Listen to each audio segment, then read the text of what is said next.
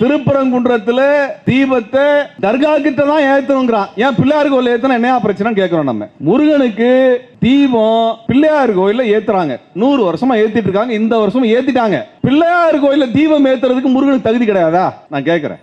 முருகனுக்கு தீபம் ஏத்துறதுக்கு பிள்ளையார் கோயில் சரியான இடம் கிடையாதா? அல்லது பிள்ளையார் கோயில தீபம் ஏத்துறதுக்கு முருகனுக்கு தகுதி கிடையாதா? அது ஏன் முஸ்லீம் கோயில் கிட்ட போய் தீபம் ஏத்தணும் சொல்ற நீ?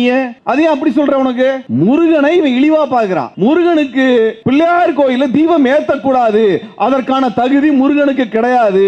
ஏனென்றால் முருகன் தமிழர் கடவுள். தமிழர் கடவுளுக்கு எதுக்கா பிள்ளையார் கோயில போய் தீபம் ஏத்துற என்றுதான் பிஜேபி சொல்லுகிறது. அதைத்தான் நீதிபதி சொல்லியிருக்கிறார். அதான் நீதிபதி சொல்ற. நம்மளுக்கு புரியணும்.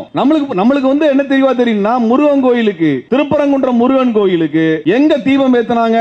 திருப்பரங்குன்றத்தில் இருக்கக்கூடிய பிள்ளையார் கோயில ஏத்துனாங்க. எவ்வளவு காலமா ஏத்திட்டு இருக்காங்க? 100 வருஷமா ஏத்திட்டு இருக்காங்க. இந்த வருஷம் தீபம் ஏத்துனாங்களா? ஏத்துனாங்க. எங்க ஏத்துனாங்க? அதே பிள்ளையார் கோயில ஏத்துனாங்க. அப்படிங்கும் போது பிஜேபி காரனுக்கு என்ன பிரச்சனை? நீதிபதிக்கு என்ன சிக்கல்? என்ன பிரச்சனை? கோயில்ல தானே ஏத்துனாங்க. சுடுகாட்டுல போய் ஏத்துனாங்க. கோயில்ல தானே ஏத்துனாங்க. நீ என்ன சொல்ற? தர்கால போய் ஏத்தணுங்கிற. தர்காங்கிறது என்னது? இஸ்லாமிய மத தலைவருடைய நினைவிடம். அங்க எதுக்கு ஏத்த சொல்ற? என்ன சொல்றான்? முருகனுக்கு தீபத்தை அங்க புதைக்கக்கூடிய இடுகாட்டுல போய் ஏத்துங்கிறான். புரியலையா? அவன் முருகனை அசிங்கப்படுத்துறான் பிஜேபி காரன். அவனுக்கு பக்தியாவது ஒண்ணாவது. எங்க நான் கேட்கிறேன், குஜராத்ல முருகனுக்கு கோயில் இருக்குதா? உத்தரப்பிரதேசல முருகனுக்கு கோயில் இருக்குதா? மத்திய பிரதேசல முருகனுக்கு கோயில் இருக்குதா? இல்ல எச் ராஜா என்னைக்காவது முருகன் கோயில் கும்பிட்டுருக்கானா? எச் ராஜா என்னைக்காவது அழகு குத்திருக்கானா? என்னைக்காவது மொட்டை அடிச்சு காவடி தூக்கிருக்கானா?